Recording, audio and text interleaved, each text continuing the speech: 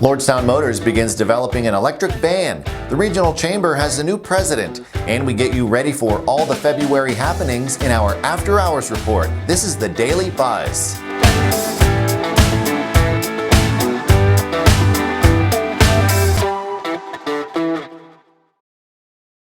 Hello everyone, welcome to the Daily Buzz. I'm Mike Moliterno. Lordstown Motors CEO Steve Burns says the company is on track to start production of the Endurance pickup truck in September as it prepares to start building beta models in the coming weeks. A release by the automaker lists several updates to its operations.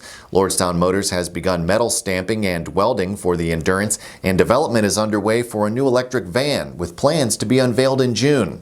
Currently, the company employs 343 full-time workers. By the end of the year, employment is expected to be around 1,000. While 2020 was a tough year economically, there's still a lot of development on the horizon. We got a good look at some of the big projects that will shape the region's economic future during a meeting of the area's chambers of commerce. Of course, some of the discussion centered on the development happening in Lordstown, particularly the $2.3 billion Ultium Cells plant, which will employ more than 1,100 once it's up and running.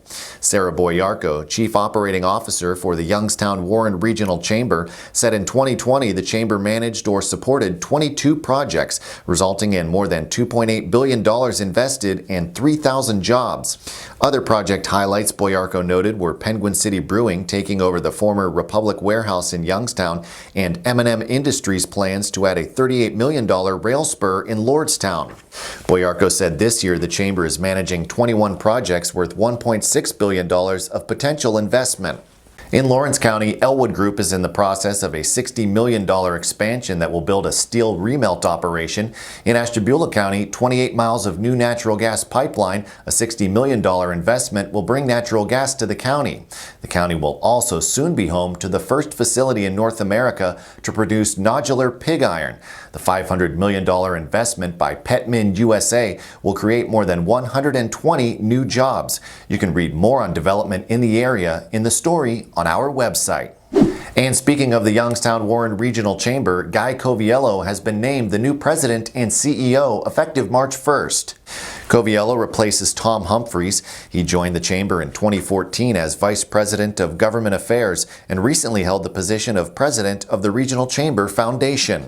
Area health agencies are seeing high demand for the coronavirus vaccine as they prepare for Week 3 of Phase 1B of the rollout. On February 1st, people 70 and older can register for the vaccine. In Trumbull County, more than 7,000 residents have applied for the current round of vaccines. For the week of February 1st through the 7th, the county has 1,800 total aggregate doses. The Trumbull County Health District is urging residents to be patient as they process the applications. On Tuesday, the Columbiana County Health District announced a second line for reservations due to the overwhelming response. We have an up-to-date list of vaccine providers and how many vaccines will be available in Trumbull, Mahoning, and Columbiana counties in the story on our website. A Youngstown Business Incubator portfolio company has secured a deal with the U.S. Air Force that could prove to be a long-term contract. EPI Engineered Products has received $150,000 for Phase 1 of the project that will see the company working to integrate its radio frequency identification, or RFID technology, into military applications.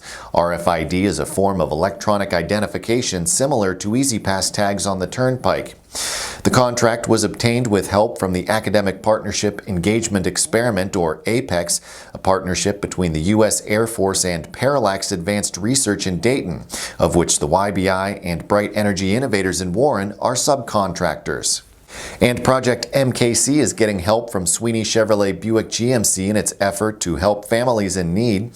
Sweeney donated $16,650 to the nonprofit from its Operation Santa fundraiser, which saw the dealership donating $50 for each new vehicle sold in the month of December. Valentine's Day is coming, and soon Punxsutawney Phil will be giving his annual prediction, but that is just a little bit of what February has in store. Maggie Young has more events you can start putting on your calendar in this week's After Hours report, sponsored by Eastern Gateway Community College. Here's a clip. As we say goodbye to January, we look forward to February, and there's plenty to celebrate. It's Black History Month. You of course have Valentine's Day and Mardi Gras, and let us not forget everyone's favorite groundhog. Punxsutawney Phil will be returning to prognosticate whether we will have 6 more weeks of winter. Ladies and gentlemen, Punxsutawney Phil! So this week, let's take a look at what's happening in these last few days of January and what fun stuff we can expect in February.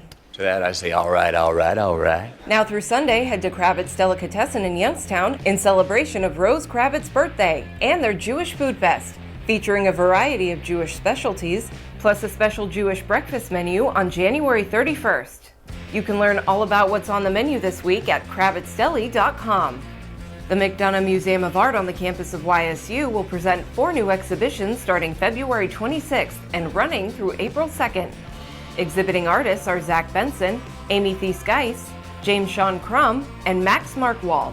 The McDonough will also host several virtual music performances on their YouTube channel. The first performance, which is part of the McDonough Honors Recital Series, will debut this Saturday at 7 p.m., featuring Olivia Benna in her senior flute performance. Other Honors Recital performances will premiere February 6th, 20th, and 27th, and April 10th and 24th. Be sure to check out last week's After Hours report to see 2 exhibitions on display right now. The Youngstown Phantoms will be hitting the ice once again at the Coviello Center Friday and Saturday at 7 p.m. and Sunday at 4 p.m. After that, the next home games you can enjoy will take place February 20th, 26th, and 27th. Upcoming promotional nights for those 2 weekends are Phantoms Bites Cancer on January 30th and Military Appreciation Night on February 20th. Learn more at youngstownphantoms.com.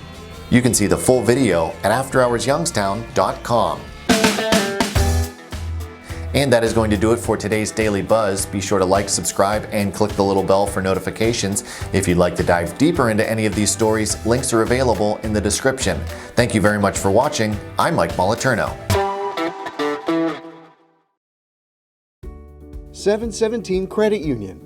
Business services designed to meet your daily needs. Commercial loans, business deposits, merchant and payroll services. 717 Credit Union. It's knowing you were treated right every time.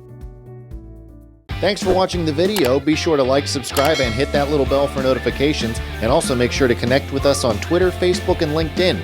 For all of your business news, visit businessjournaldaily.com. For all of your arts and entertainment news, go to afterhoursyoungstown.com.